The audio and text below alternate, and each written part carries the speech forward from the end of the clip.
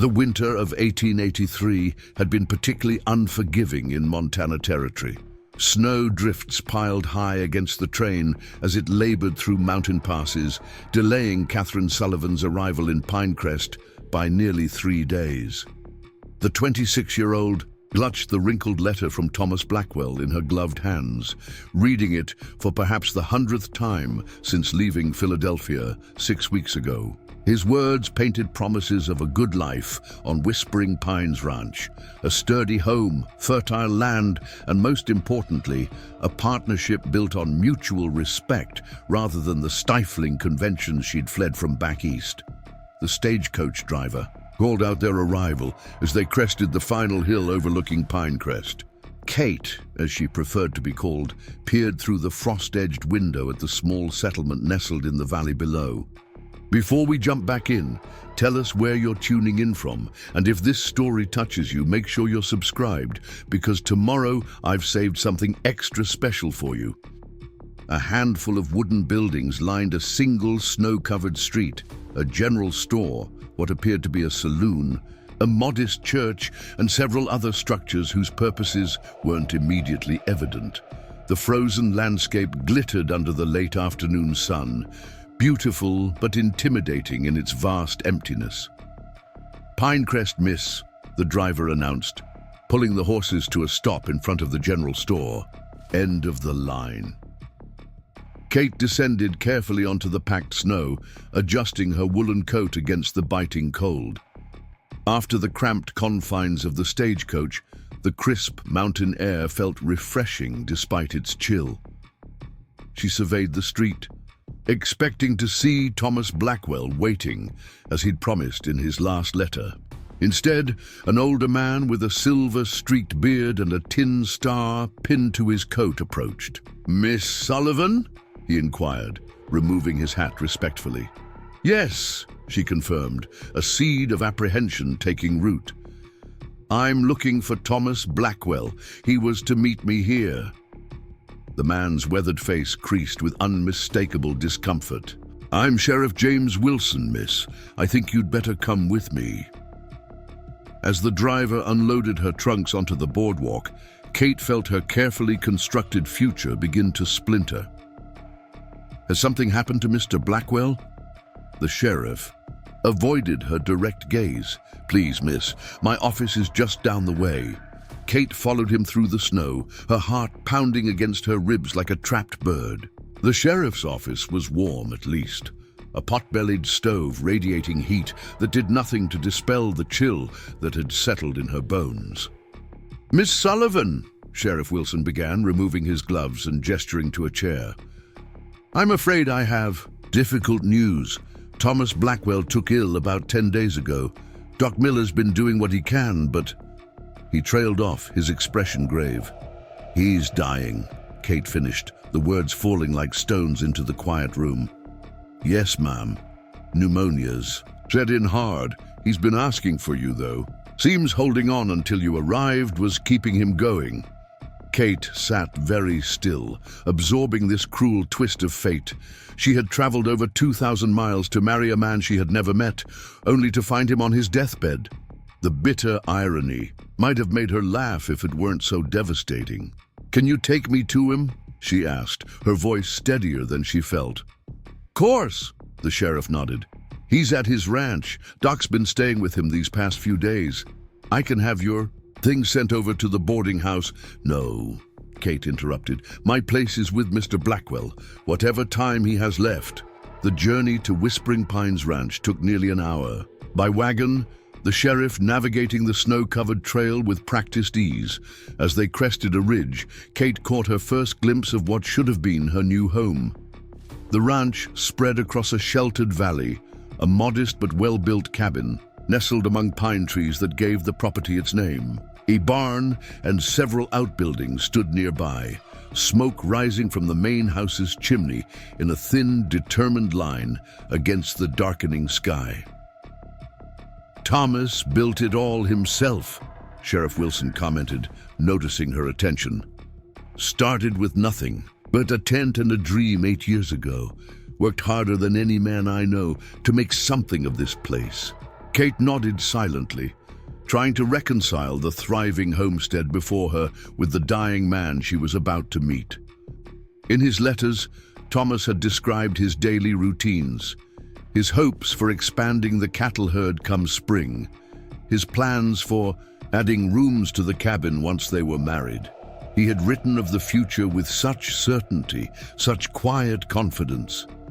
Dr. Franklin Miller met them at the door, his lined face reflecting both professional composure and personal sorrow.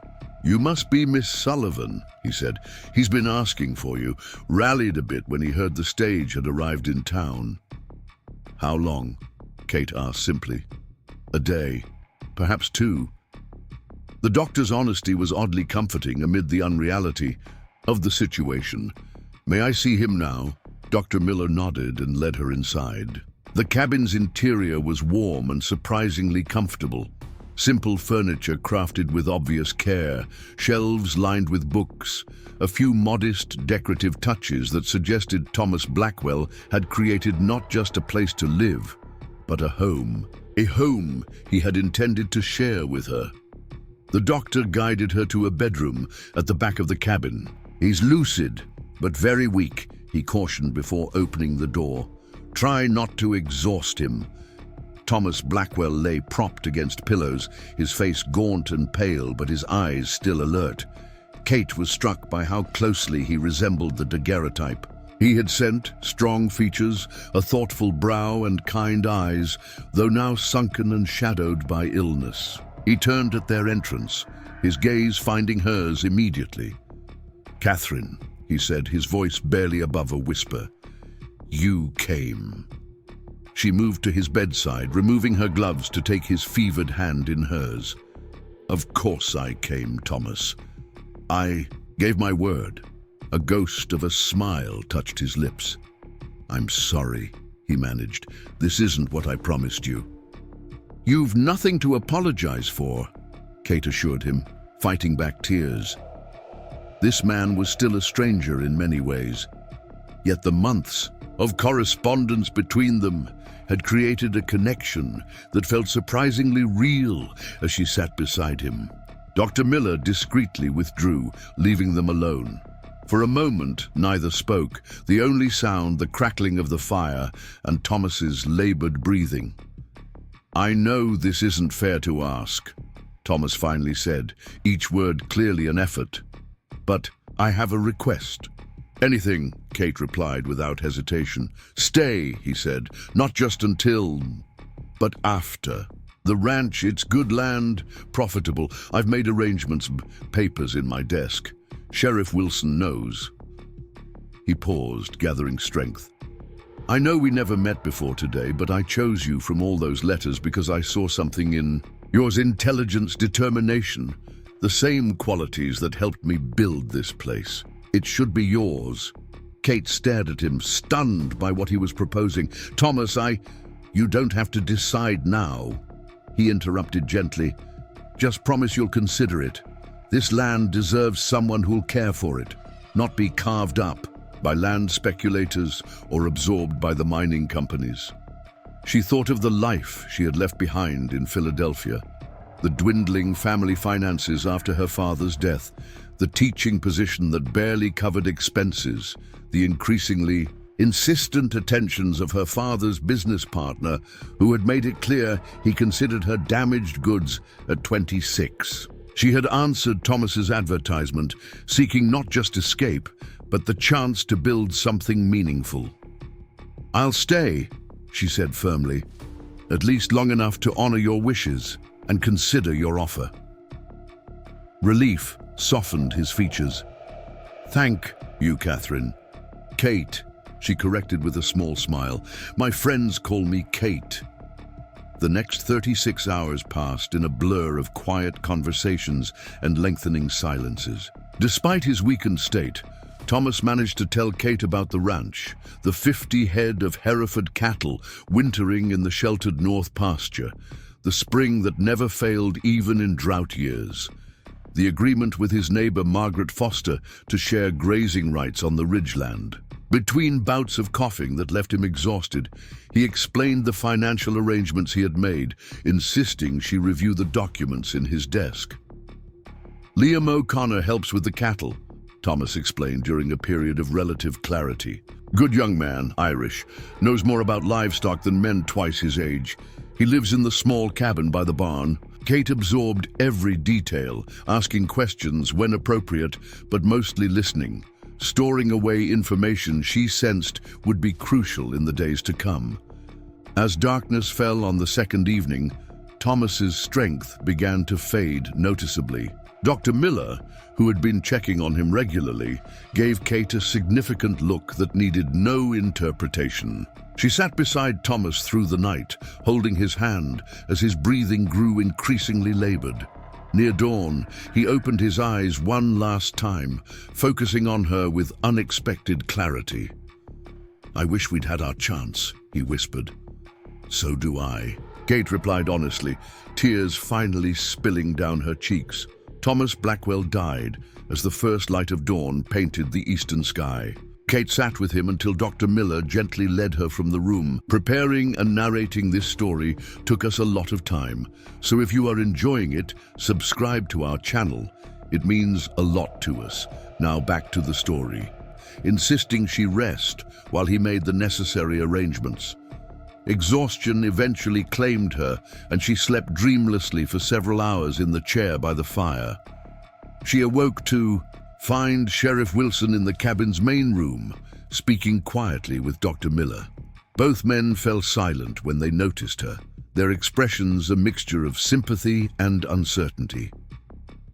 "Miss Sullivan," the sheriff began awkwardly, "I'm sorry for your loss. I know this is a difficult time, but there are matters that need addressing."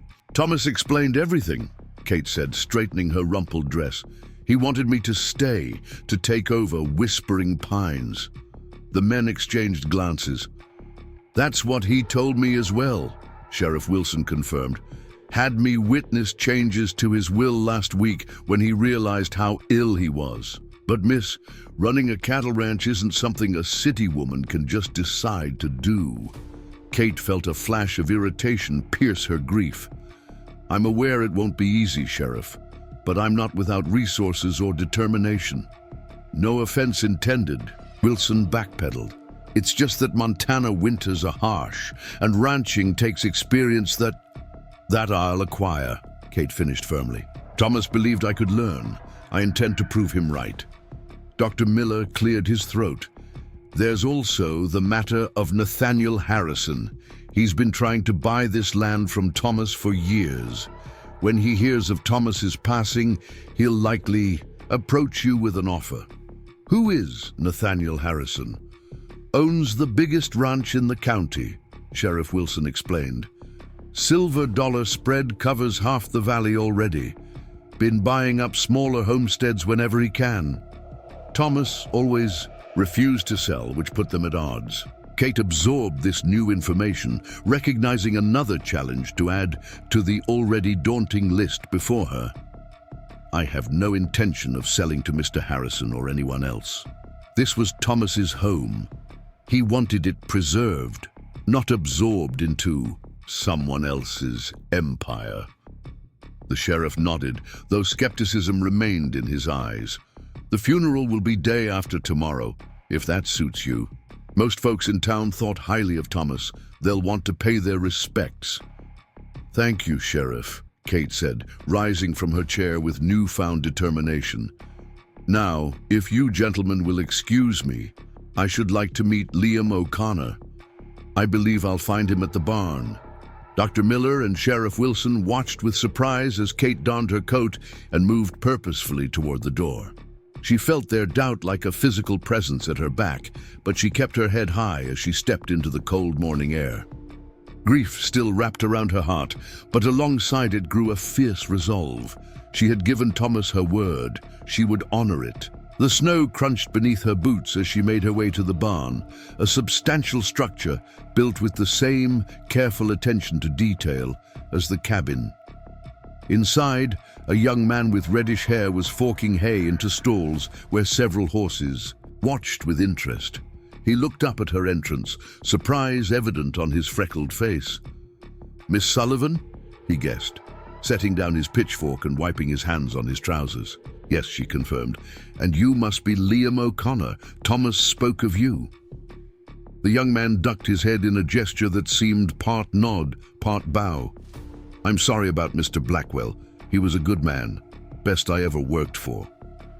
"Thank you," Kate said simply.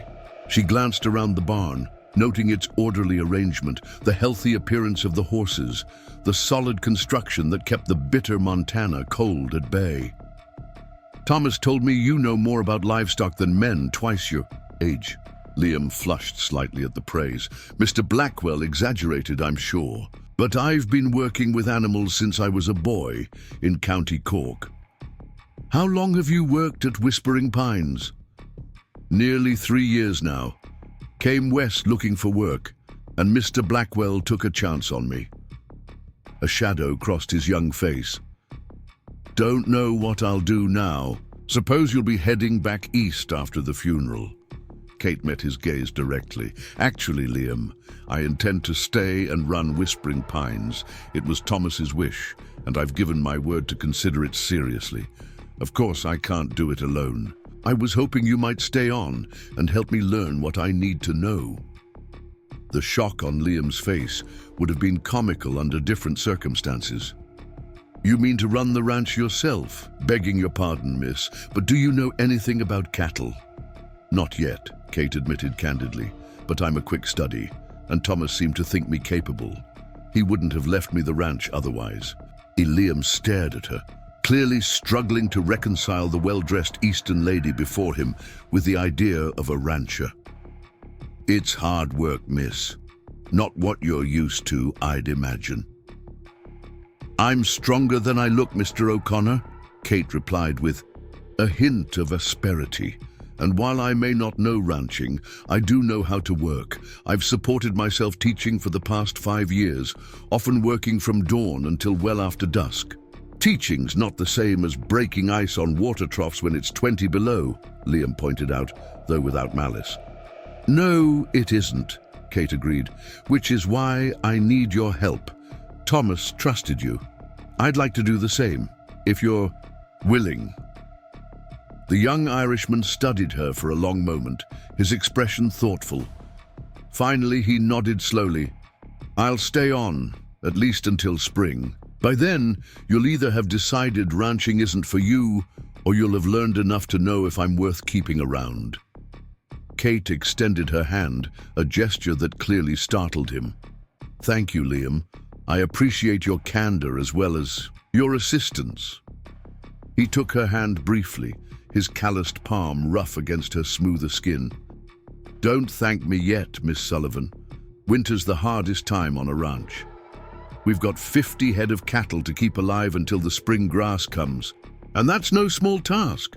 Then we'd best get started," Kate replied with more confidence than she felt. "Show me what needs doing today."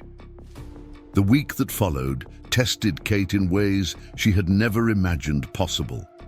The funeral, held 2 days after Thomas's death, drew most of Pinecrest's residents despite the biting cold. Kate stood beside the grave. As Pastor Reynolds spoke of Thomas's integrity, his work ethic, and his vision for what ranching in Montana could be, she felt the curious gazes of the townspeople, heard their whispered speculations about the mail-order bride who had arrived too late. Margaret Foster attended with her son Samuel, both offering brief but seemingly genuine condolences.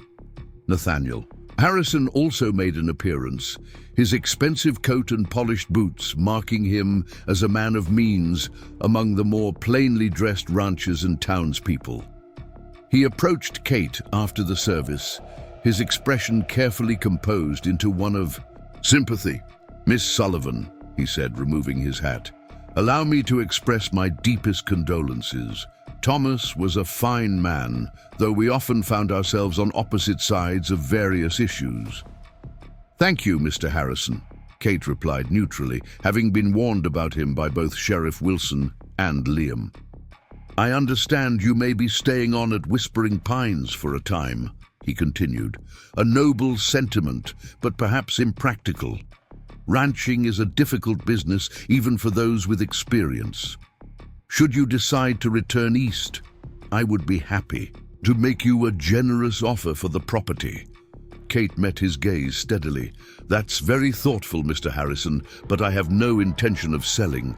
Thomas wanted Whispering Pines to remain a working ranch, not to be absorbed into a larger operation.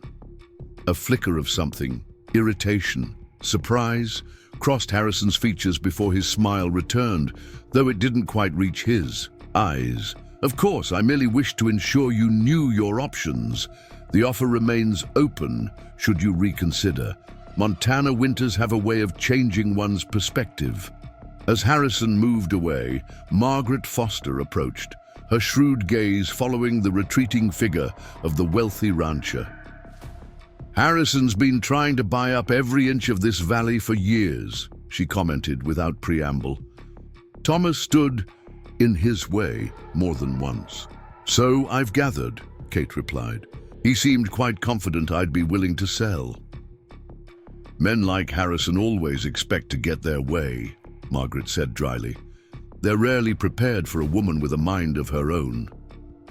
She studied Kate for a moment. "You're serious about staying, then?" "I am." Margaret nodded thoughtfully. "Come by Twin Oaks tomorrow afternoon, we should talk." The invitation, delivered more as a command than a request, surprised Kate. According to Liam, Margaret Foster was known as much for her reserve as for her excellent cattle. An invitation to her home was unusual, particularly for a newcomer. "I'll be there," Kate agreed, curiosity outweighing her uncertainty.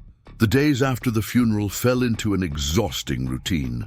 Kate rose before dawn, joining Liam to feed the livestock and break ice from water troughs. The cold seeped through her clothes despite the layers she wore, numbing her fingers and toes until she wondered if they would ever feel warm again. Yet, she persisted, determined to learn every aspect of the ranch's operation.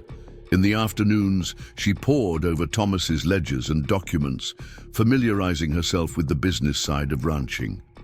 His records were meticulous, tracking expenses, cattle counts, weather patterns, and profits with careful attention to detail.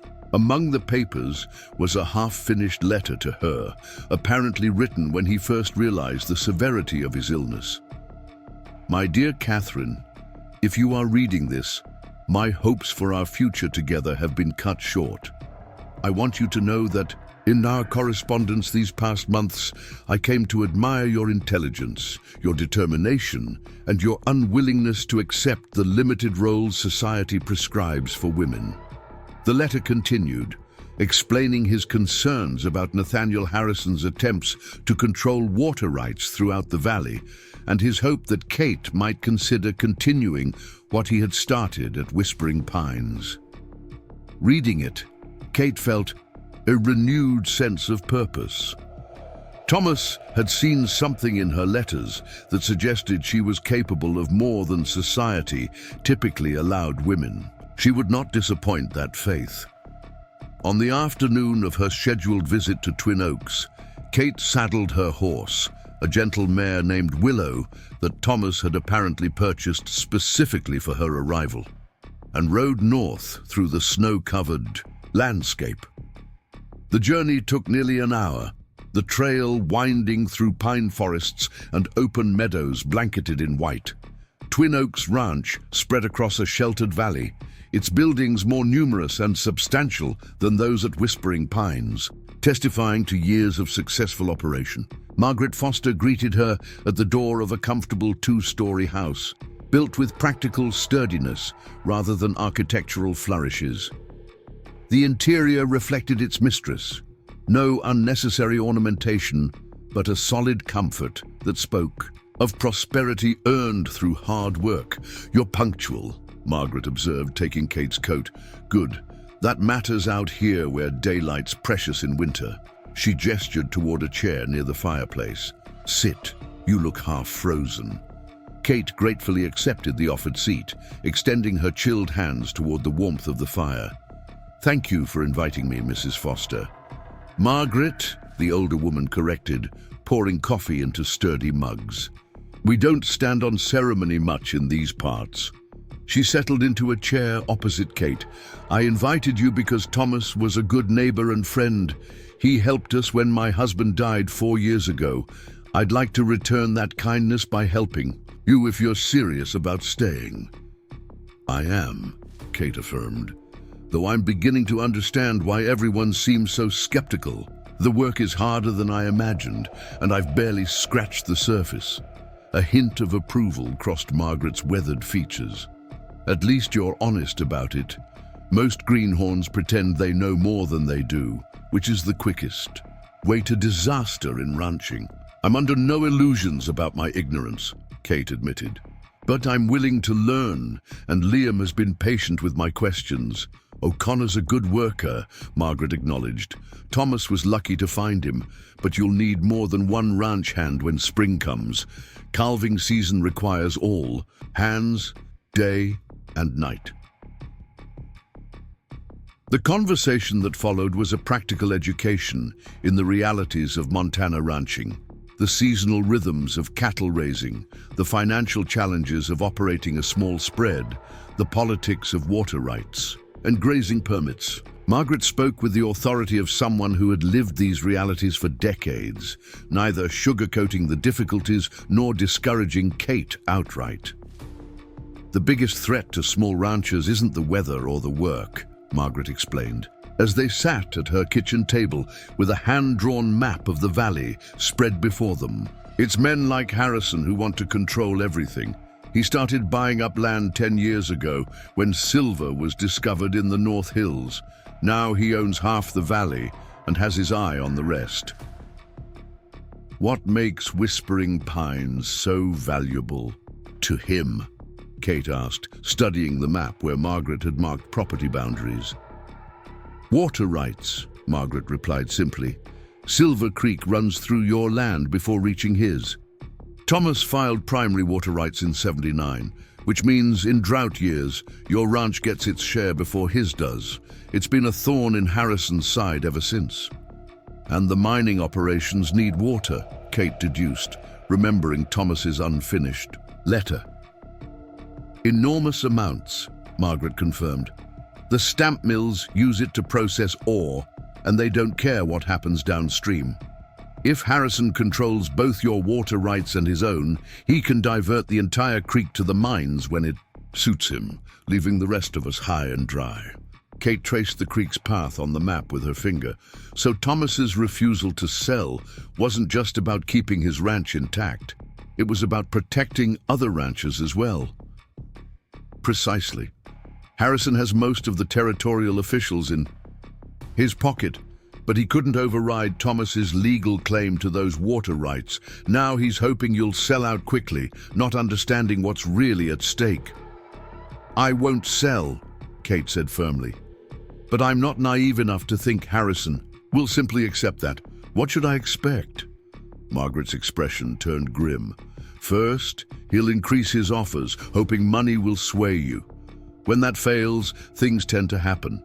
Fences get cut. Cattle wander off. Supplies go missing. Nothing that can be traced. Directly back to him, of course." "You sound like you're speaking from experience," Kate observed. A shadow crossed Margaret's face.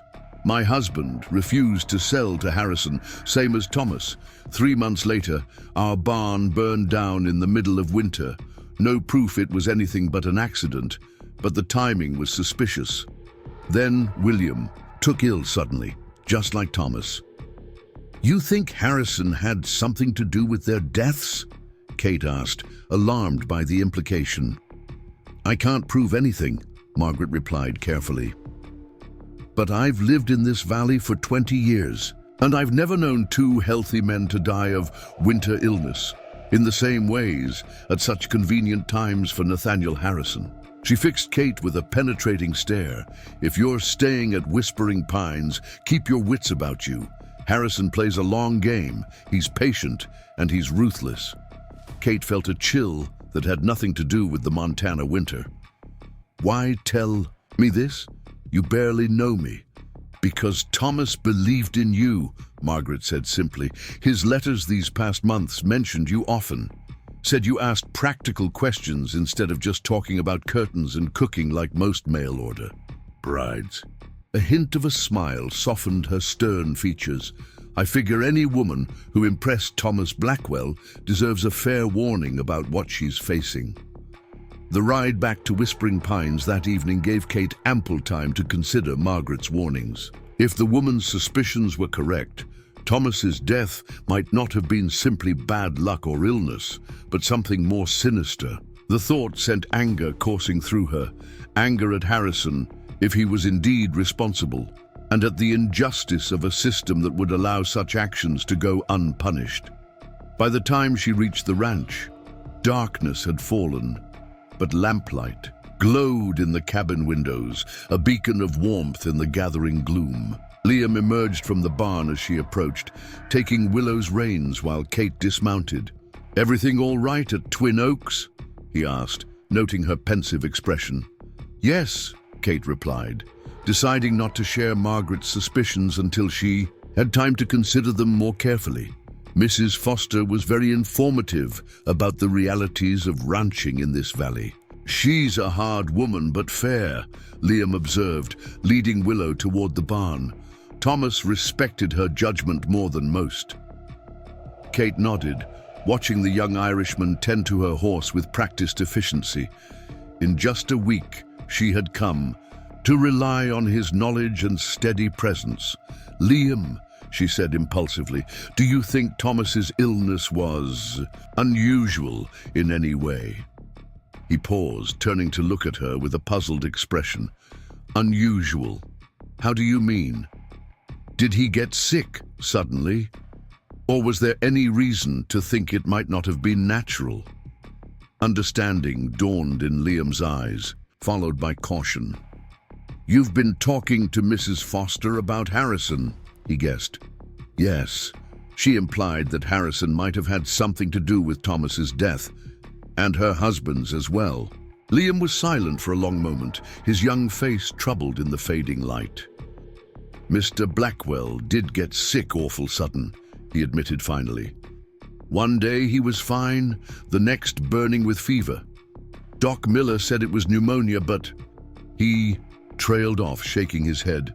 "I don't like to speak ill without proof, Miss Sullivan, but I will say Mr. Harrison came by the day before Mr. Blackwell took ill, and they had words about the water rights again." The revelation deepened Kate's suspicions, but she recognized the need for caution.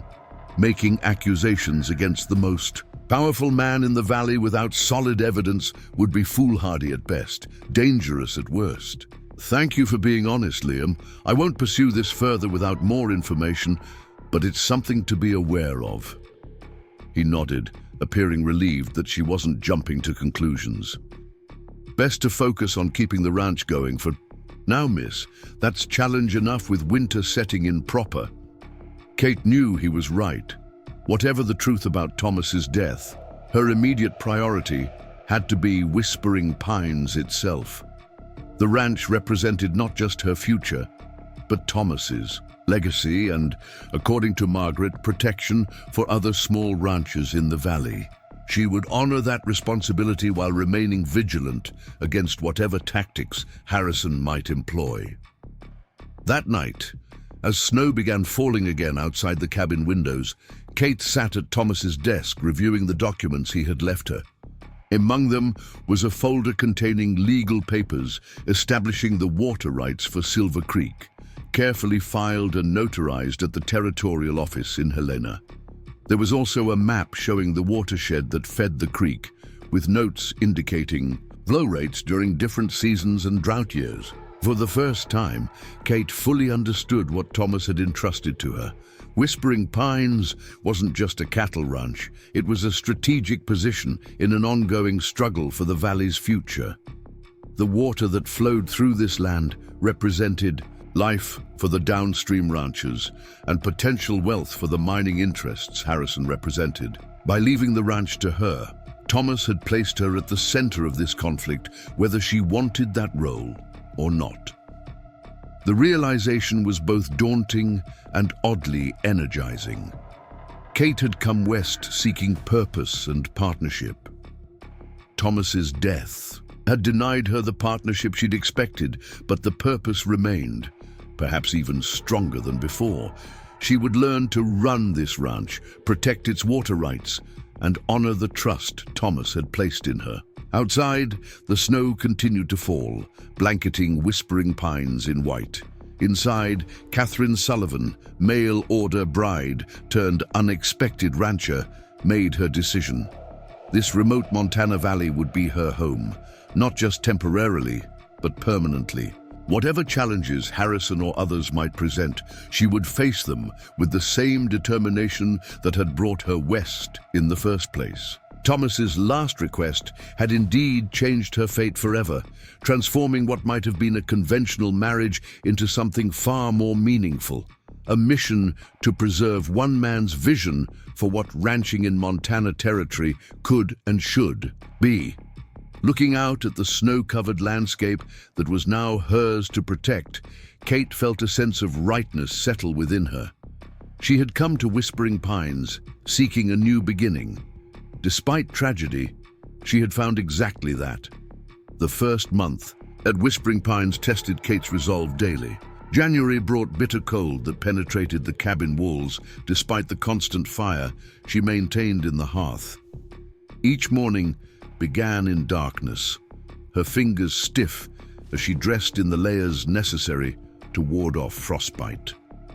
Liam taught her to wrap her face against the wind, leaving only her eyes exposed as they tended to the livestock, in temperatures that made every breath painful.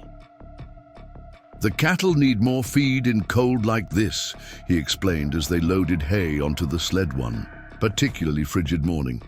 "Their bodies burn extra energy just staying warm." Kate nodded, her breath forming clouds in the air. "How much longer will our stored hay last?" "If the weather holds as it is, we should make it through February," Liam calculated. "After that, we'll need to supplement with grain or buy additional hay from neighbors if the spring grass is late." These practical considerations occupied most of Kate's waking hours. The immediate needs of the animals, the maintenance of equipment, the monitoring of supplies. Yet alongside these daily concerns, she remained alert to signs of interference. From Nathaniel Harrison. So far, he had maintained his distance, perhaps waiting for winter's hardships to wear down her resistance. Margaret Foster proved an unexpected ally, riding over at least once a week to check on Kate's progress and offer practical advice. Despite her initial skepticism, the older woman seemed to have decided that Kate's determination warranted support. She brought patterns for more suitable clothing, trousers that could be worn under skirts for warmth, sturdy shirts with reinforced elbows, designs for moccasin-style boots that provided better traction in snow than Kate's Eastern footwear.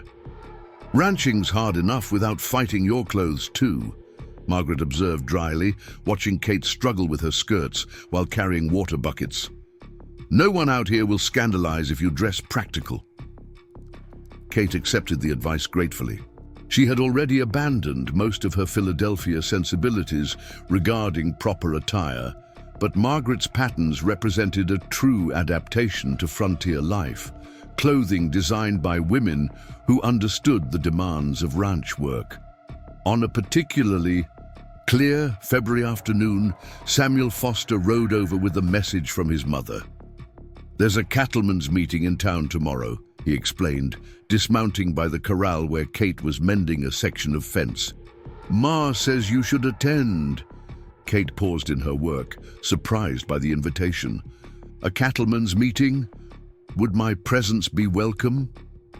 Samuel's expression suggested he shared her uncertainty. Tall and broad-shouldered like his father had been, but with Margaret's observant eyes, he had always been polite during their few encounters, but maintained a certain reserve. "Ma says you're a cattle owner now, same as anyone else. You have the right to be there." "What's the purpose of the meeting?" "Spring planning mostly, discussing roundup coordination, branding schedules, grazing rotations." He hesitated. and water allocation, which is why Ma thinks you should attend. Harrison will be there pushing his agenda." "I see." Kate wiped her hands on her work apron, considering the implications. The meeting would be her first public appearance as the owner of Whispering Pines, a declaration of her intention to remain. It would also place her directly in Harrison's path. "Please tell your mother I appreciate the invitation. I'll be there."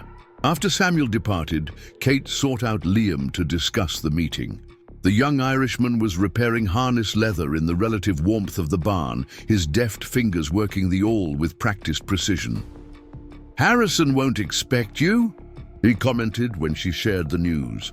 "Most widows sell out quickly, especially in winter."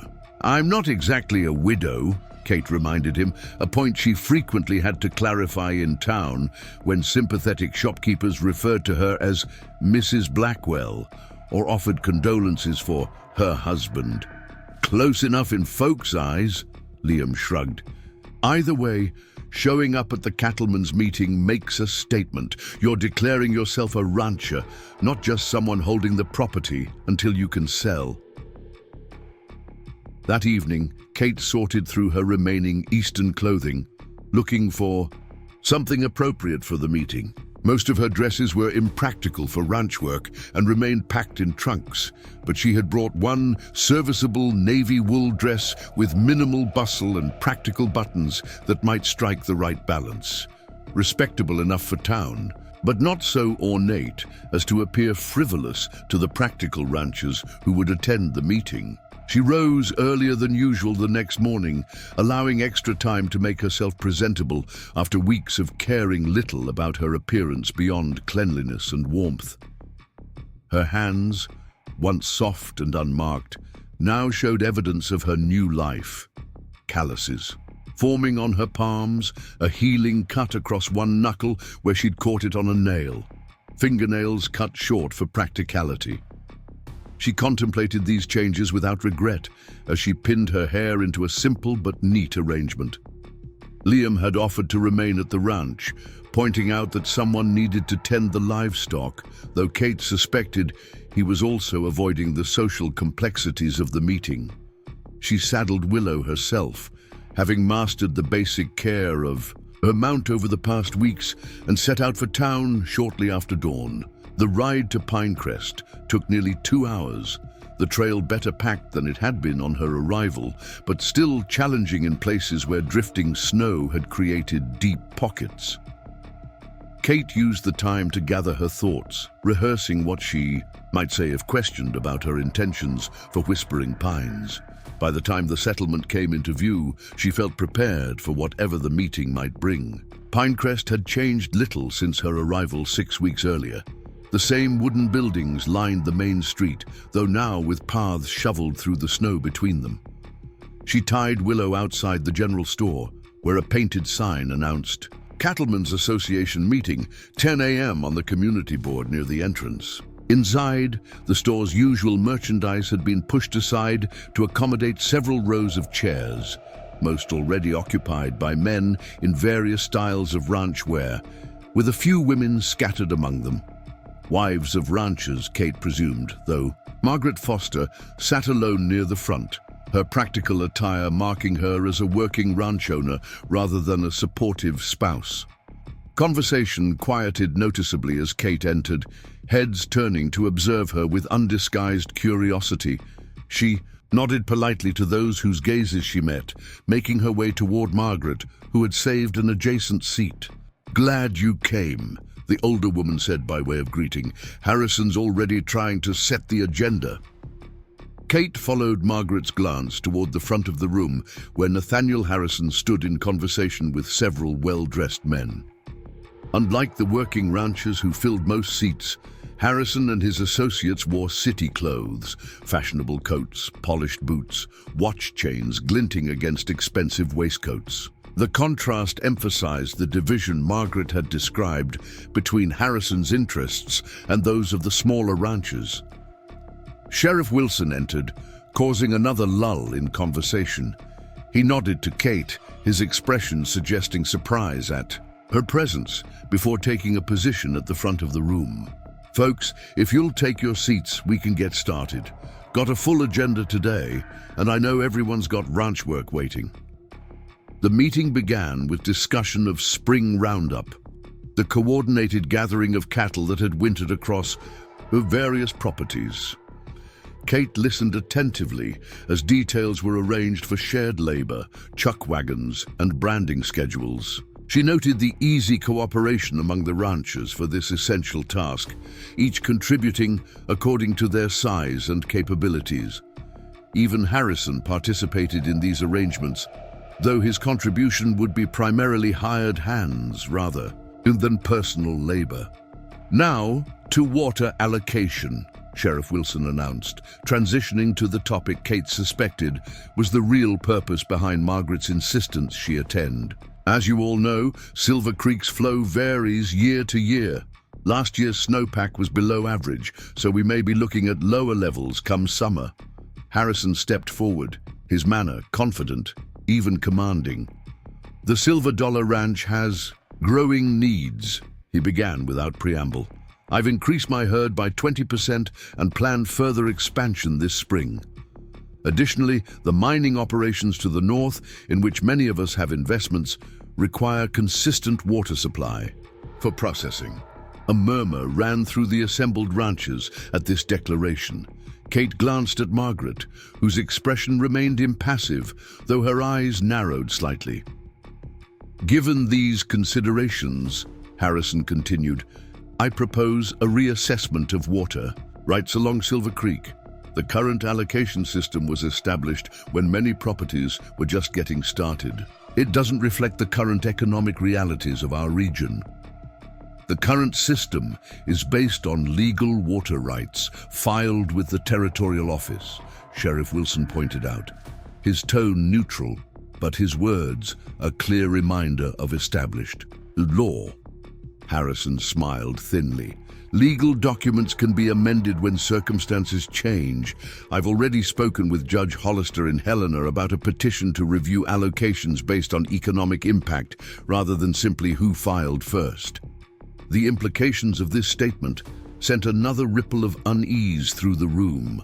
Water rights were foundational to ranch viability in the arid West. Changing the basis for allocation from priority of claim to economic impact would inevitably favor larger operations like Harrison's at the expense of smaller ranches. Margaret rose before Harrison could continue.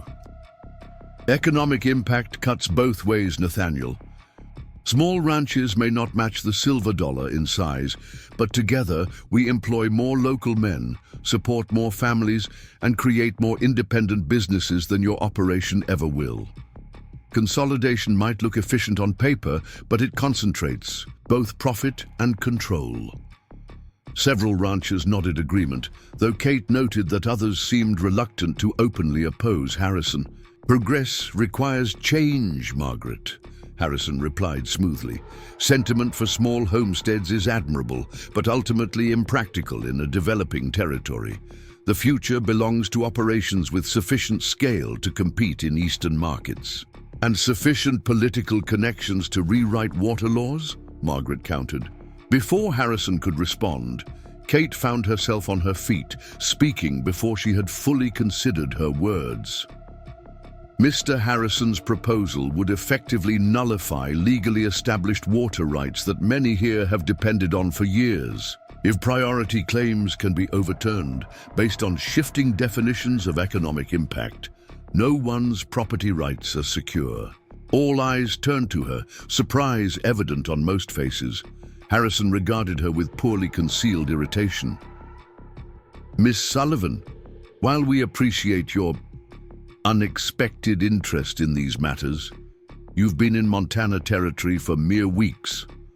These issues require understanding of local conditions developed over years." "Water rights aren't a local curiosity, Mr. Harrison," Kate replied evenly. "They're legal protections established precisely to prevent the powerful from appropriating resources at the expense of others. Thomas Blackwell explained their importance quite thoroughly before his death." Harrison's expression hardened at the mention of Thomas. Blackwell was notably resistant to progress. I had hoped his successor might take a more pragmatic view. I consider protection of Whispering Pines' water rights eminently pragmatic, Kate replied, as do the downstream ranchers who depend on Silver Creek after it leaves my property. A moment of tense silence followed this exchange. Kate remained, standing, conscious of the attention focused on her, but determined not to show weakness. She had declared her position publicly now, not just her intention to keep Whispering Pines, but to actively defend its water rights against Harrison's maneuvering. Sheriff Wilson cleared his throat. Perhaps we should put this matter to a vote. The Cattlemen's Association has traditionally operated on majority consensus for issues affecting shared resources. A vote would be premature, Harrison objected quickly. These are complex legal and economic matters that require more consideration than we can give them today. Seems to me the issue is simple enough, interjected an older rancher Kate. Didn't recognize. Harrison wants to change water allocation to favor bigger spreads. Those of us with smaller operations naturally object. A vote would tell us where the association stands, even if it ain't legally binding. Several voices rose in agreement, and Sheriff Wilson seized the opportunity. All in favor of maintaining the current water rights system based on priority of legal claims, raise your hands. Kate and Margaret immediately raised their hands, joined by perhaps 15 others in the room, most representing smaller operations, similar in size to Whispering Pines or Twin Oaks. Those in favor of exploring a revised system based on economic impact, as proposed by Mr. Harrison. Harrison and his associates raised their hands, along with owners of several mid-sized spreads who, Kate noticed, seemed to be looking to Harrison for approval rather than making independent decisions. After counting, Sheriff Wilson announced, 17 for maintaining current rights, 9 for revision. The association's position will be recorded as supporting the existing system. Harrison's face remained impassive, though Kate detected a tightening around his eyes. The association's opinion is noted, he said smoothly. However, territorial water law ultimately rests with the courts, not local ranchers. I still intend to pursue legal revision through appropriate channels. The meeting concluded shortly. Thereafter, with arrangements finalized for spring activities and committees assigned to various tasks. As the attendees began to disperse, Kate found herself approached by several ranchers who had voted with her, mostly men in their 40s or 50s, their weather-beaten faces reflecting years of frontier life. Thomas chose well, one said, simply extending a calloused hand. I'm Edward Simmons. My place borders yours to the west. Thomas and I helped each other out many a time. Daniel Weber, introduced another. Run cattle up near Eagle's Nest Canyon. Good to see Whispering Pines staying independent. Dido, the introductions continued, each representing a small piece of the alliance Margaret had described, independent ranchers determined to maintain their way of life against Harrison's expansionist vision. Kate recognized the significance of their approach. They were acknowledging her not as Thomas's replacement or a curiosity, but as a fellow rancher with shared interests. As she prepared to depart, Kate noticed Harrison watching her from across the room, his expression unreadable, but his attention unmistakable. He made no move to speak with her again, though the weight of his gaze suggested their confrontation was far from over. Margaret joined her as she untied Willow from the hitching post. You made an impression, the older woman observed. Harrison didn't expect you to speak up, much less understand the water rights issue. He underestimated me, Kate replied. A common mistake men make with women in my experience. A rare smile crossed Margaret's features. He won't make it twice. Be prepared for his next move. Harrison doesn't accept defeat gracefully. The ride back to Whispering Pines gave Kate ample time to consider the implications of the day's events. She had publicly aligned herself with the smaller ranchers against Harrison's interests, a necessary step, but one that would certainly escalate tensions. Harrison's mention of Judge Hollister in Helena suggested he was already pursuing legal channels to achieve his goals, regardless of the association's vote. Upon her return, Kate found Liam repairing a broken section of fence along the eastern boundary. He straightened as she approached, curiosity evident in his expression. "How was the meeting?" he asked, setting down his tools. "Illuminating," Kate replied, dismounting. "Harrison's attempting to change water allocation rules to favor larger ranches. The association voted against him, but he's pursuing it through the territorial courts." Liam whistled softly. "That's bold, even for him. Did you speak against it?" "I did." Kate recounted the exchange, watching Liam's expression shift from surprise to concern. "Harrison won't take that lightly," he warned when she finished. "He's not used to being opposed, especially not by—" He trailed off, apparently reconsidering his words. "By a woman," Kate finished for him. I gathered as much from his reaction, but I couldn't remain silent while he attempted to undermine the very rights that make Whispering Pines viable. Liam nodded, though worry remained in his eyes. "Just be careful, Miss Sullivan. Harrison plays rough when crossed." That evening, Kate reviewed Thomas's water rights documentation again, ensuring she understood every detail in case legal challenges arose. The original claim had been filed in 1879, properly recorded and witnessed at the Territorial Office in Helena. It established Whispering Pines' priority right to Silver Creek's flow for agricultural purposes, with specific allocation amounts based on the creek's typical seasonal variations. A knock at the cabin door interrupted her studies. Kate opened it to find Samuel Foster standing on the porch, his expression grave in the fading light. "Samuel, is everything all right at Twin Oaks?" "Yes, ma'am," he assured her. "Ma sent me, with information she thought you should have right away." He handed her a folded paper. "Harrison left town immediately after the meeting and rode straight to Helena. One of our hands was in town and overheard him arranging to meet with Judge Hollister tomorrow morning." Kate unfolded the paper to find a roughly sketched map of Helena with several locations marked. "What's this?" "The Territorial Land Office," Samuel explained, pointing to one marking. "The courthouse," he indicated another. "And Judge Hollister's private residence," he finished, indicating a third mark on the outskirts of the city. "Ma says, if Harrison's going to try legal manipulation of your water rights, you should be there to defend them in person. The stage leaves for Helena at dawn tomorrow." Kate stared at the map, momentarily overwhelmed by the implications. Helena was at least 2 days' journey each way. Leaving would mean abandoning the ranch during the critical late winter period when stores were running low and the cattle at their most vulnerable. "I can't leave Whispering Pines untended," she said finally. "Liam can't manage everything alone, especially if a storm hits." "Ma thought you might say that," Samuel replied. "She's sending me to help Liam while you're gone. I've worked most ranch tasks since I was 12. Between us, we can keep things running for a few days." Kate considered the offer. She barely knew Samuel, though his mother's confidence in him carried significant weight. Still, leaving the ranch in others' hands, even temporarily, felt like an enormous risk. "Why is your mother helping me this way?" she asked directly. "Whispering Pines isn't her responsibility." Samuel hesitated, seeming to choose his words carefully. "Ma doesn't talk much about her feelings, but I know she respected Thomas greatly.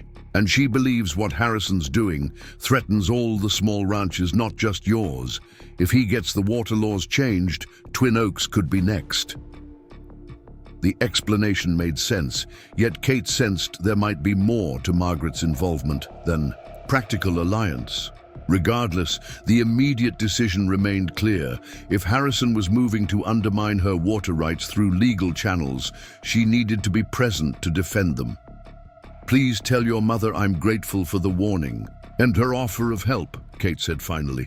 "I'll take the morning stage to Helena." After Samuel departed, Kate sought out Liam in his small cabin near the barn to explain the situation.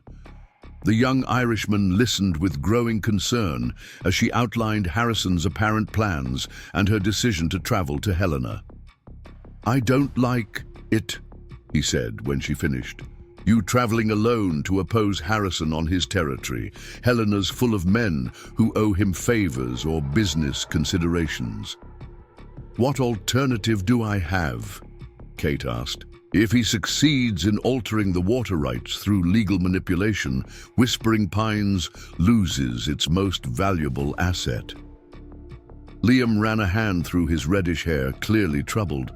"At least take Thomas's revolver," he suggested, "and stay at a reputable hotel, not one of the cheaper establishments."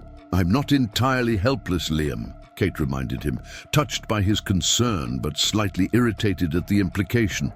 "I managed to travel across the country alone to get here." "With respect, miss, Philadelphia to Montana is different from opposing Nathaniel Harrison in Helena," Liam countered. "Just be cautious, that's all I'm saying." The next morning found Kate aboard the stagecoach as it departed Pinecrest, a small valise containing essential clothing and Thomas's water rights documentation secured beside her. She had brought the revolver, as Liam suggested, concealed in a handbag, along with enough money for several days' expenses and unexpected contingencies. The journey to Helena proved even more arduous than Kate had anticipated. Early spring thaw had begun turning the lower elevation roads into mud pits that frequently mired the stage, requiring passengers to disembark while the driver coaxed the team through particularly bad stretches. They stopped overnight at a crude way station where Kate shared a small room with two other female travelers, neither of whom seemed inclined to conversation beyond basic courtesies. Helena itself came as a shock after weeks at Whispering Pines. The territorial capital bustled with activity, streets crowded with wagons, storefronts advertising every imaginable good and service, well-dressed men conducting business on boardwalks, while women in fashionable attire shopped or socialized. The noise alone was overwhelming after the quiet of the ranch, and Kate found herself taking deep breaths to adjust as she stepped down from the stage onto the busy street. Following Samuel's map, she made her way to a modest hotel near the courthouse, securing a room before inquiring discreetly about Judge Hollister. The hotel clerk proved informatively talkative. "Important man, the judge," he commented, clearly impressed that Kate had business with such a personage. "Territorial court handles all the big disputes, mining claims, land grants, water rights. Can't get an appointment without connections, though. His schedule's always full of the territory's leading men."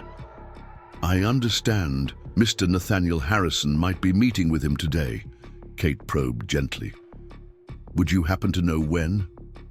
The clerk looked surprised. "Mr. Harrison was here just this morning, in fact. Had breakfast in our dining room before heading to the courthouse. Quite a regular visitor to Helena, very respected in business circles." "I imagine he is," Kate replied neutrally. "And Judge Hollister's chambers are at the courthouse." "Yes, ma'am, though he often conducts less formal business at his club. In the evenings, the Montana Gentlemen's Society on Granite Street." The clerk leaned forward slightly. "If you're hoping to speak with the judge, that's when he's most accessible, though ladies aren't permitted inside, of course." Kate thanked him for the information, her mind already working on how to approach Judge Hollister despite the obstacles Harrison's influence presented. She would try the courthouse first, though with little expectation of success, given the clerk's comments about appointments. The judge's evening habits might provide a better opportunity, even if she couldn't enter his club. After refreshing herself from the journey, Kate changed into her most respectable dress, the same navy wool she had worn to the cattleman's meeting, and made her way to the territorial courthouse. The imposing stone building occupied a prominent position overlooking Helena's main thoroughfare, its architecture designed to impress upon visitors the solemnity and authority of territorial law. Inside, Kate approached a clerk at a desk in the main hall, explaining that she needed to speak with Judge Hollister regarding a water rights matter.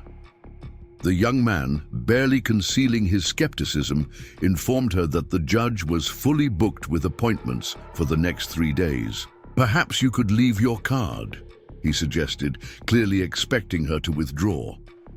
"This is an urgent matter concerning a potential irregularity in water rights adjudication," Kate persisted, adopting the formal language she had observed during her teaching years when dealing with school administrators.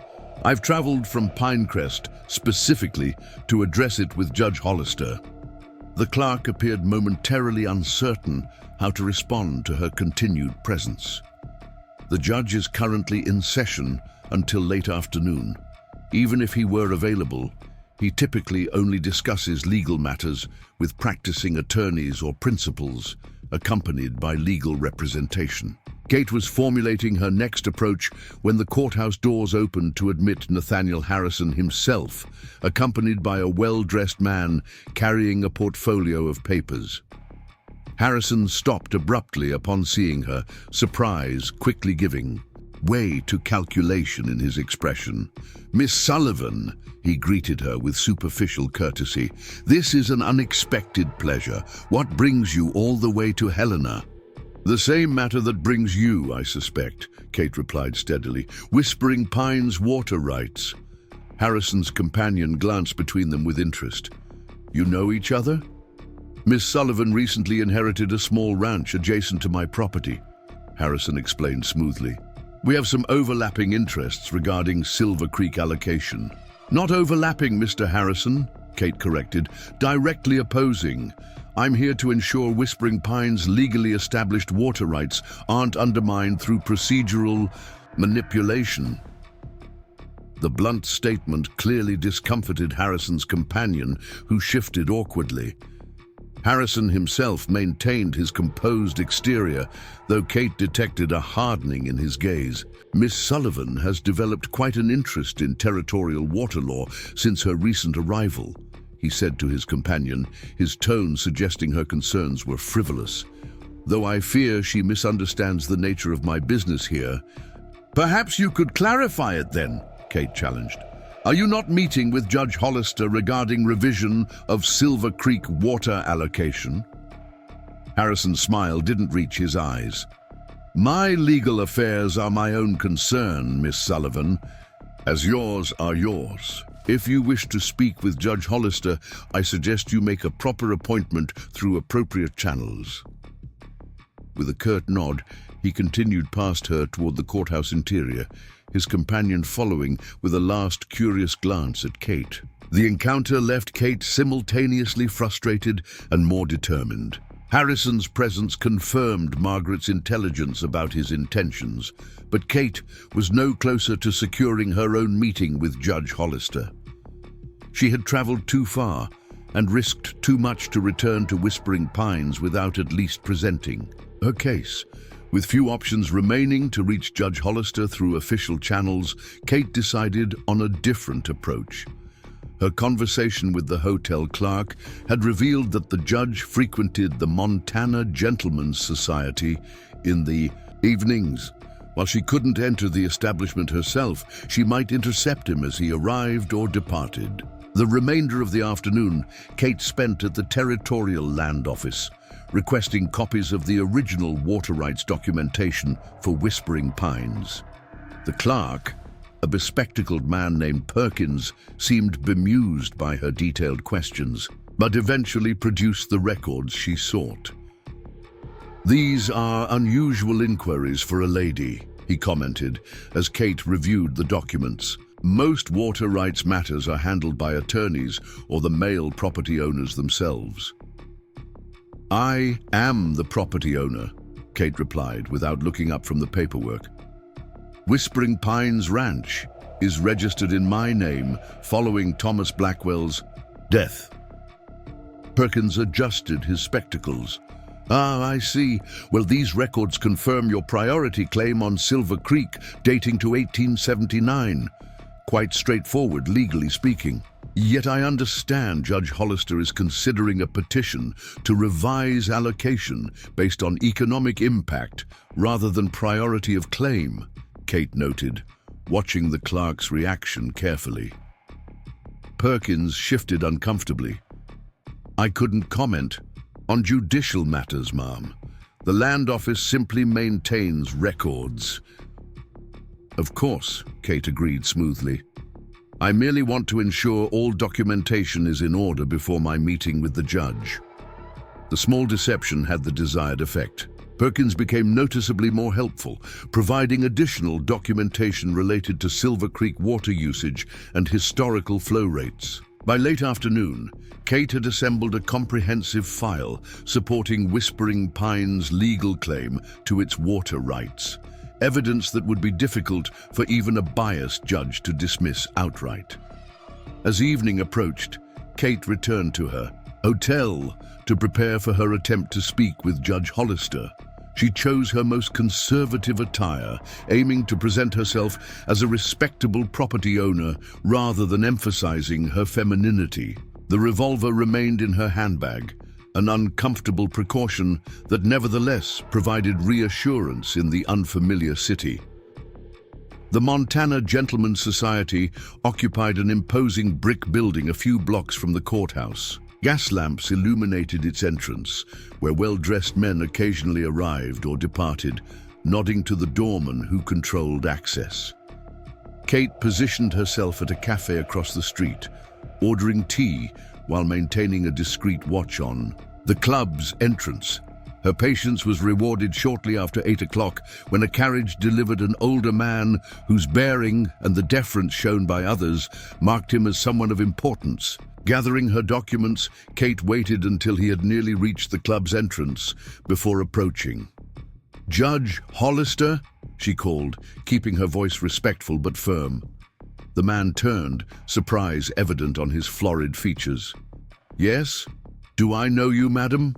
Kate closed the distance between them, conscious of the doorman's suspicious gaze. "Katherine Sullivan, Your Honor, owner of Whispering Pines Ranch. I've been attempting to arrange a meeting with you regarding Silver Creek water rights." Recognition flickered in Hollister's eyes. "Ah, Miss Sullivan, Mr. Harrison mentioned you might be in Helena." His tone suggested the mention had not been complimentary. Water rights issues should be addressed through proper legal channels. "My clerk can arrange an appointment, which would be scheduled weeks hence, by which time decisions affecting my property may already be finalized," Kate interrupted, earning a frown from the judge. "I've traveled 2 days to ensure Whispering Pine's legal interests are properly represented in any discussion of Silver Creek allocation." Hollister glanced toward the club entrance, where several members had paused to observe their conversation. "This is hardly the venue for such discussions, Miss Sullivan." "I agree completely," Kate replied smoothly. "I would have preferred your courthouse chambers, but was unable to secure an appointment, despite the urgency of the matter." The judge's expression suggested he was caught between irritation and reluctant admiration for her persistence. After a moment's consideration, he sighed. "Very well, I can spare 10 minutes. There's a tea room around the corner that admits ladies unaccompanied." The tea room proved nearly empty at that hour, allowing a reasonably private conversation at a corner table. Kate wasted no time once they were seated, presenting the documentation she had assembled. Whispering Pine's water rights were legally established in 1879, giving us priority claim to Silver Creek, she began. "Mr. Harrison is attempting to circumvent this established right by proposing allocation based on his subjective assessment of economic impact." Judge Hollister reviewed the documents with practiced efficiency. "The priority claim appears valid," he acknowledged. "However, territorial law allows for revision of water allocation when significant economic interests are at stake." "Whose economic interests?" Kate challenged. Harrison's personal profits or the broader economic health of the region? The judge's eyebrows rose at her directness. Mr. Harrison employs over 50 men directly, Miss Sullivan. His cattle operation represents significant tax revenue for the territory, while eliminating the independent ranchers whose combined operations employ more local men and support more diverse businesses, Kate countered. Consolidation may appear efficient on ledgers, but it centralizes both profit and power. Is that truly the economic model the territory wishes to encourage? Hollister studied her with new interest. You speak with unexpected sophistication on these matters for someone so recently arrived from the East. My father was a professor of economics at Bryn Mawr College, Kate replied. I was raised understanding that true economic health derives from broadly distributed prosperity, not concentrated wealth. The judge tapped a finger thoughtfully on the documents before him. An interesting perspective, though perhaps idealistic for frontier development.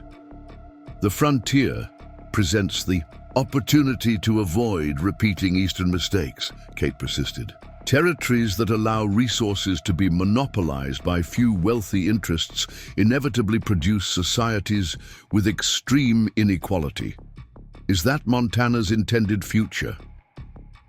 Their discussion continued beyond the promised 10 minutes, extending to nearly half an hour as Kate presented her case with the same methodical precision she had once applied to lesson plans. Judge Hollister, whatever his personal connections to Harrison, appeared to engage genuinely with her arguments, questioning her assertions but listening to her responses. Your position is clear, Miss Sullivan, he said finally, gathering the documents and returning them to her. I make no promises regarding my ruling on Silver Creek allocation, but you may be assured I will consider all legal precedents and economic implications. It wasn't the definitive victory Kate had hoped for, but represented meaningful progress. Nonetheless, that's all I ask, Your Honor, fair consideration of established legal rights alongside any proposal for revision. As they parted outside the tea room, Hollister regarded her with what seemed genuine respect.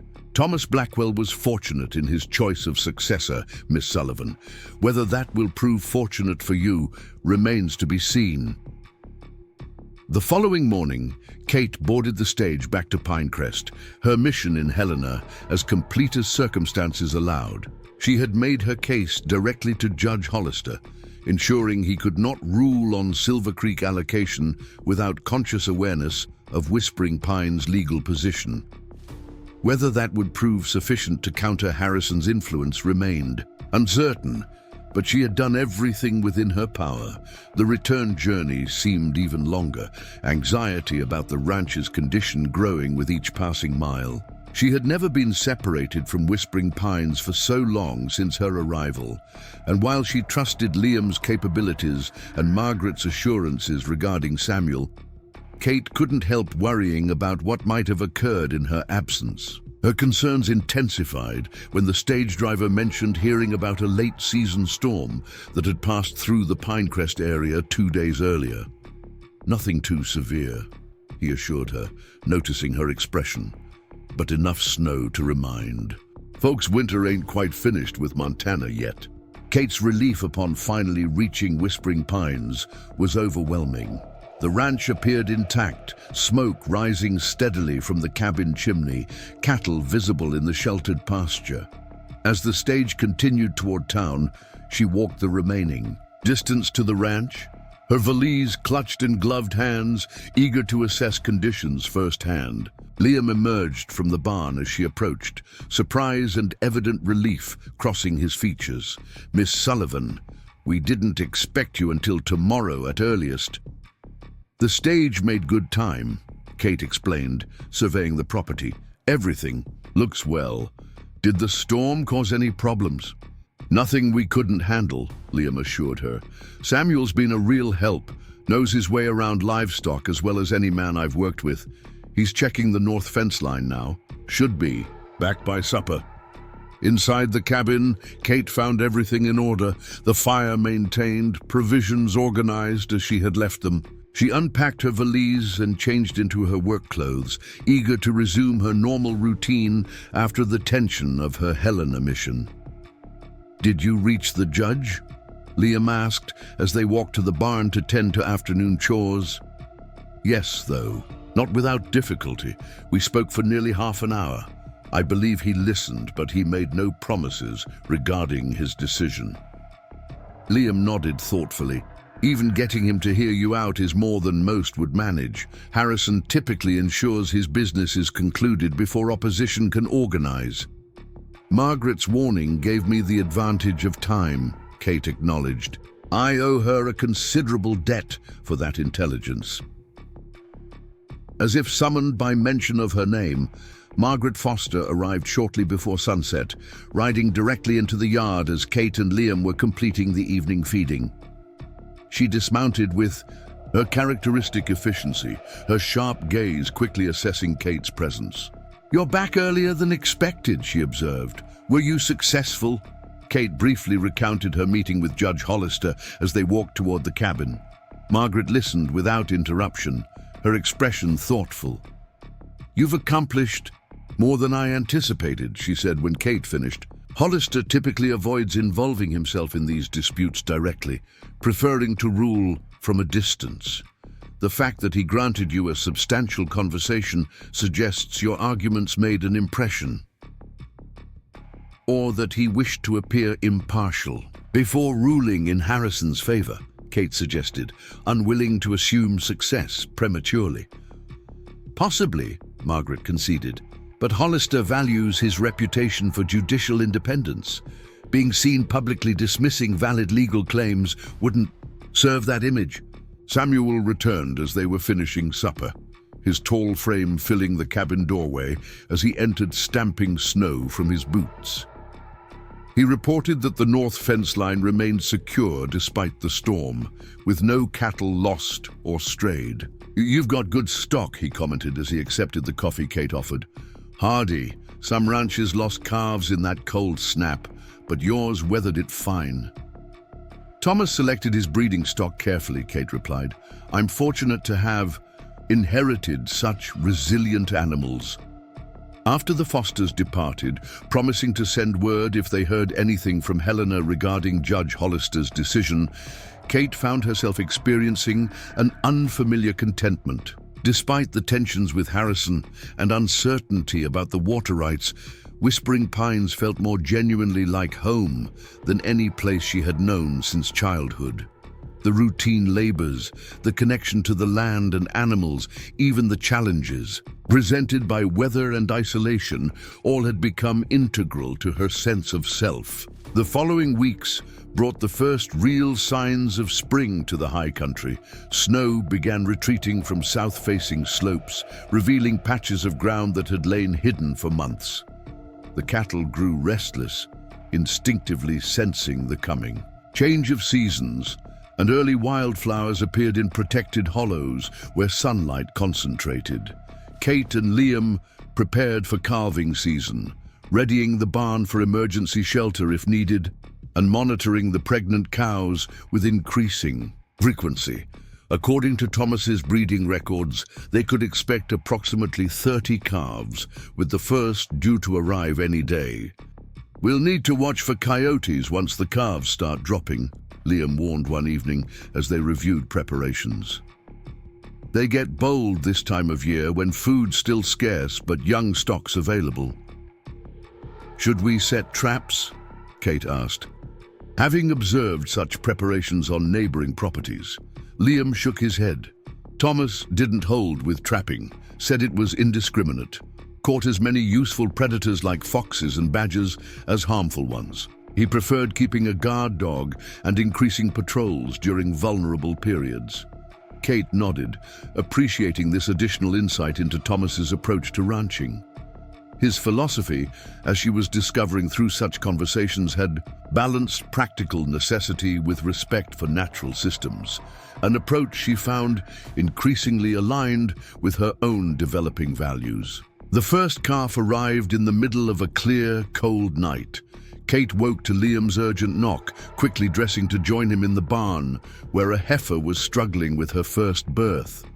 Together they worked through the difficult delivery. Kate, following Liam's instructions, despite her initial apprehension at the unfamiliar process. When the calf finally emerged, a healthy male with his mother's distinctive white face, Kate experienced a surge of fierce pride unlike anything she had known before.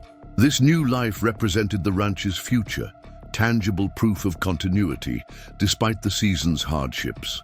As dawn broke, Kate stood in the barn doorway, watching the new mother clean her wobbling offspring, his coat shining in the early light. This, she realized, was what Thomas had entrusted to her, not just land and cattle, but the responsibility of nurturing new life and maintaining the cycle of seasons that defined ranching. The completed calving season brought 32 new lives to Whispering Pines, all but one surviving their entry into the world, despite several difficult births that required human intervention. Kate learned quickly, her initial squeamishness replaced by calm efficiency as she assisted Liam with breech presentations and twins. The physical demands were extreme, with sleep often limited to brief naps between checking pregnant cows, but Kate found her body adapting, growing stronger with each passing day.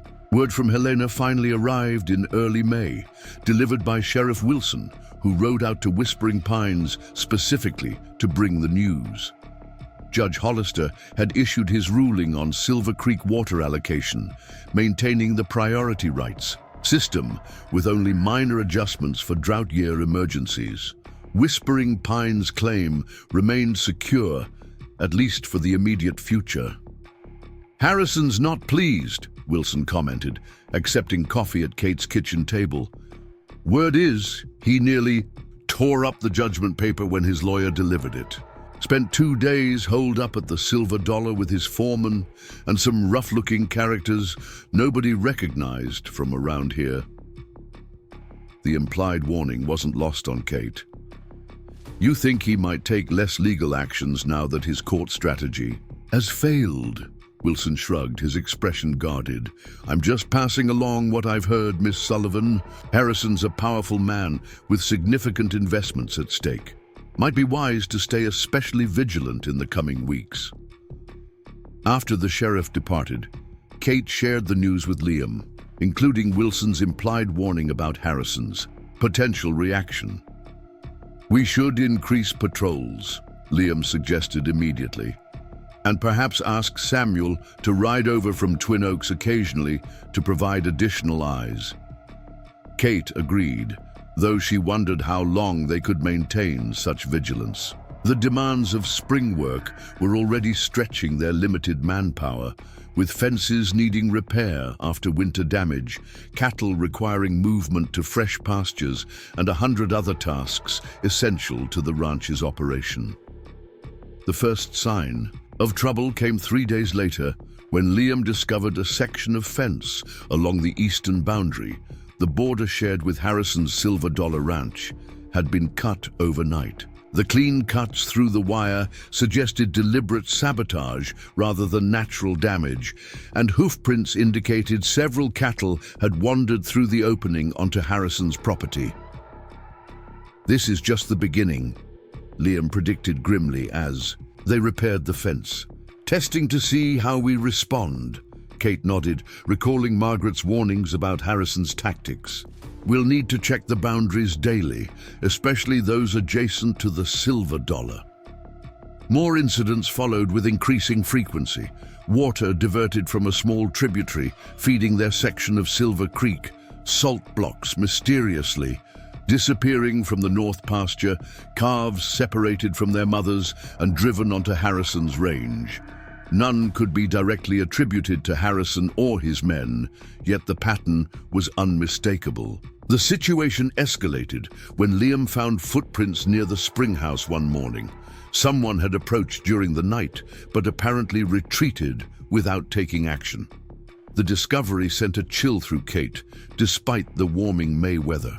Previous incidents had targeted livestock or property, but this suggested surveillance of the human occupants. "You shouldn't stay alone in the cabin anymore," Liam insisted, his young face grave with concern. "I'll move my bedroll to the main house until we're certain the threat has passed."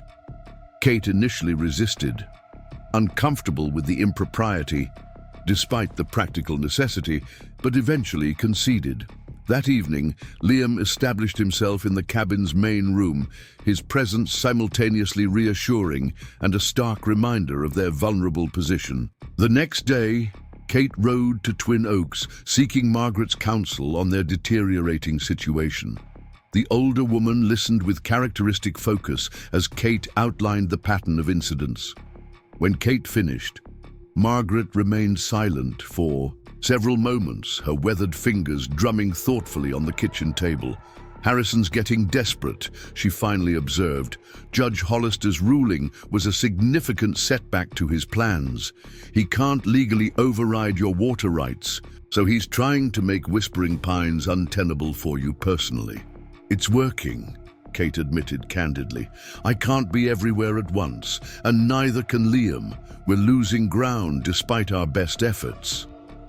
Margaret studied her with penetrating intensity. "You've exceeded everyone's expectations, Kate.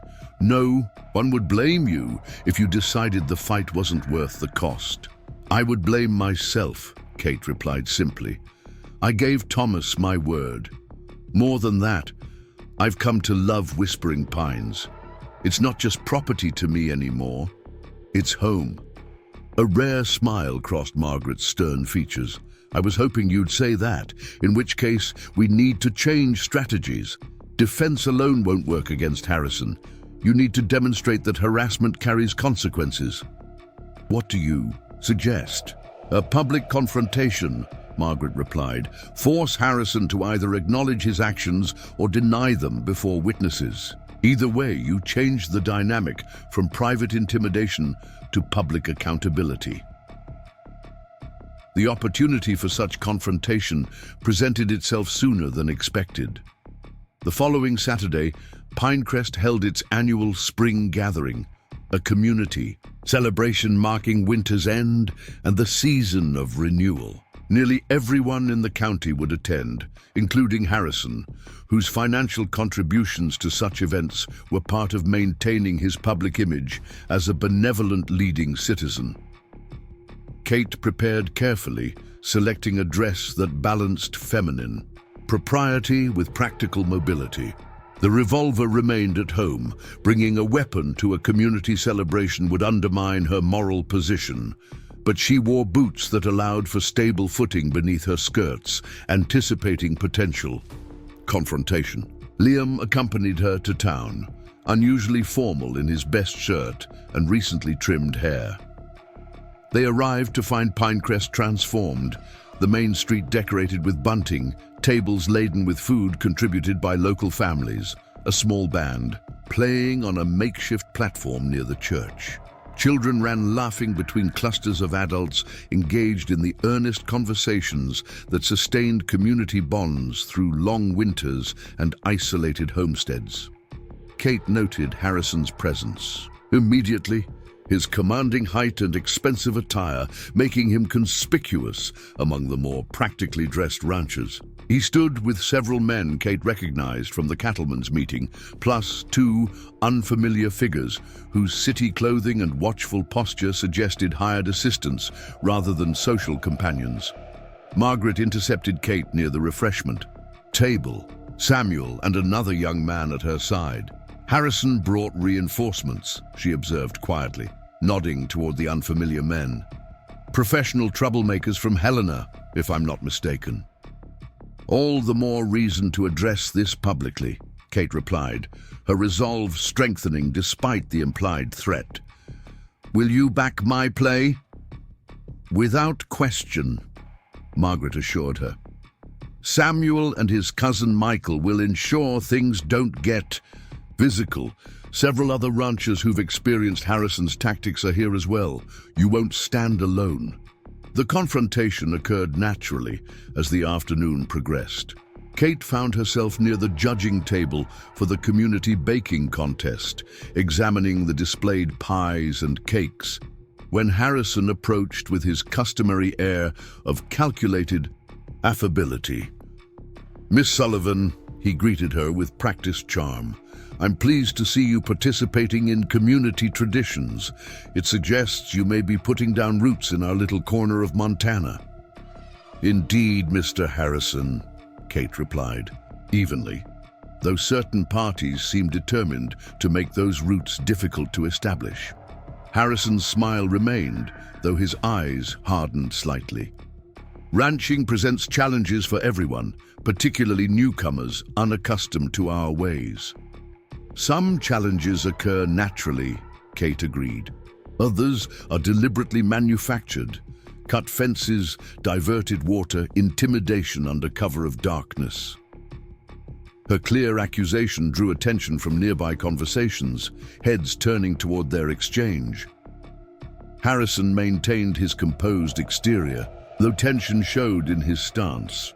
"Serious allegations, Miss Sullivan. Do you have evidence to support such claims?" "The same evidence you counted on not existing," Kate replied. "Distinctive boot prints, matching your foreman's unusual gait.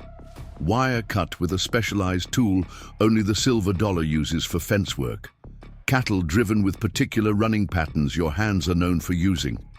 The specific details, some observed, others deduced from conversations with neighboring ranchers who recognized Silver Dollar methods, clearly caught Harrison off guard.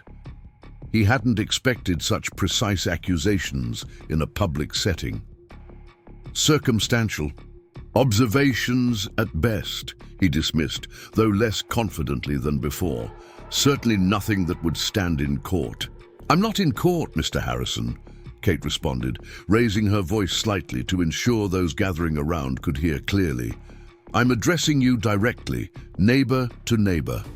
The harassment of Whispering Pines Ranch must end, not just for my benefit, but for the precedent it sets regarding how business is conducted in this valley." Harrison's expression darkened as he realized the exchange was drawing an increasingly large audience.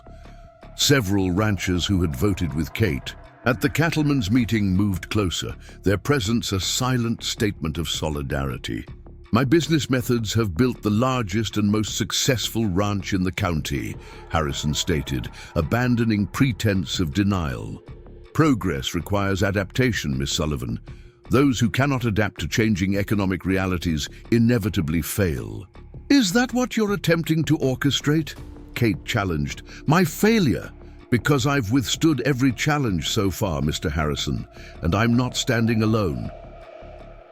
She gestured to the gathering of ranchers who had positioned themselves around her. "Every independent operation in this valley recognizes that if Whispering Pines can be intimidated into submission, they'll be next." Harrison surveyed the assembled faces, many watching him with open hostility now. The public confrontation had shifted the dynamic precisely as Margaret had predicted, transforming private intimidation into community concern.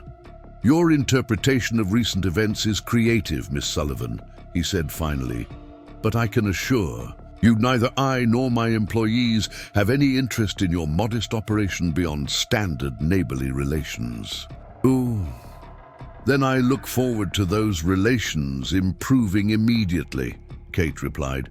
"No more cut fences, no more diverted water, no more mysterious footprints near my cabin at night. I'm certain Sheriff Wilson would be interested in investigating further incidents should they occur." The implied threat of official involvement completed Harrison's public retreat. He offered a tight smile and stiff nod before withdrawing, his hired men following as conversations resumed around them, now animated with discussion of the exchange. Margaret appeared at Kate's side as Harrison departed, quiet approval in her expression. "Well handled," she commented. "You've changed the equation. Harrison operates best in shadows. Public scrutiny limits his options considerably." "Will it be enough?" Kate wondered, watching Harrison conversing intently with his men across the gathering. Not permanently, Margaret acknowledged. Men like Harrison don't abandon profitable objectives easily, but you've bought breathing room and established yourself as someone who cannot be quietly eliminated from the equation. The remainder of the spring gathering passed without further confrontation, though Kate remained conscious of Harrison's presence until his departure shortly before sunset. As she and Liam prepared to return to Whispering Pines, they were approached by numerous ranchers, offering support and expressing admiration for her public stand. Thomas would be mighty proud, Edward Simmons told her, his weathered face solemn beneath his best Sunday hat. Standing up to Harrison takes sand. Not many would have managed it, especially not someone fresh from the East. Kate accepted such compliments with appropriate modesty, though inwardly she recognized their significance. She had crossed an important threshold in the community's perception, no longer viewed primarily as Thomas's mail-order bride or an Eastern curiosity, but as a rancher defending legitimate interests with courage and intelligence. The ride back to Whispering Pines that evening felt different from any previous return. The land itself seemed more intimately connected to her identity now, the boundaries she had defended representing not just property lines, but the perimeter of a life she had chosen and fought to maintain. Do you think Harrison will back off? Liam asked as they approached the cabin, stars beginning to appear in the deepening twilight. Temporarily, Kate replied, certainty in her voice. He's too strategic to continue tactics that have been publicly exposed, but he'll find other approaches eventually. Men like Harrison always do. And when he does, Kate considered the question as they dismounted near the barn, the familiar shapes of Whispering Pines emerging from gathering darkness, the cabin Thomas had built with such care, the healthy cattle visible in nearby pastures, the spring-fed creek that represented both life for the ranch and the core of her conflict with Harrison. When he does, she said finally, we'll meet that challenge too. This land is worth fighting for, Liam. Not just for what it is, but for what it represents, the possibility of building something meaningful on your own terms, regardless of what society expects. They worked in companionable silence, completing evening chores before retiring to the cabin. As Kate prepared a simple supper, she found herself reflecting on the extraordinary journey that had brought her to this moment. She had arrived in Montana territory expecting marriage to a stranger, only to find herself widowed before exchanging vows. Thomas's last request had transformed her from bride-to-be into ranch owner, a role she had accepted initially out of respect for his wishes, but now embraced as her own chosen path.